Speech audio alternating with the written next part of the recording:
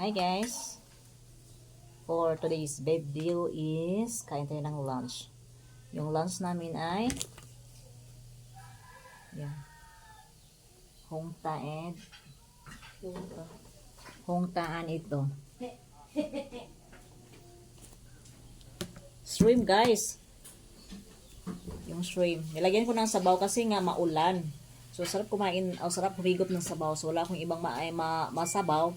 So yung ginawa ko yung shrimp na lang.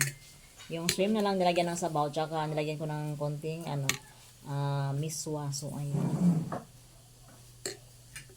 Maulan kasi, so kailangan natin ng sabaw. Kailangan natin humigop ng sabaw. Maulan, panahon. Chula, kain na. Ginagawa mo dyan.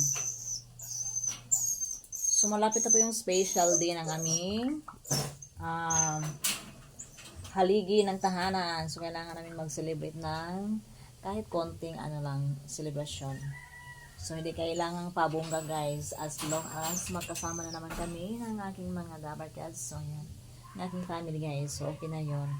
So sa ngayon, yan lang muna yung meron ako avocado. So meron akong avocado. Kain tayo ng avocado. Paborito ko ang avocado guys. Basta yung masarap na avocado ha. Yung masarap, yung hindi maugat, hindi matubig. Ito mukhang masarap ato to eh. Mukhang masarap yung ayan, avocado. So, thank you for watching guys. Bye! Kakain muna kami.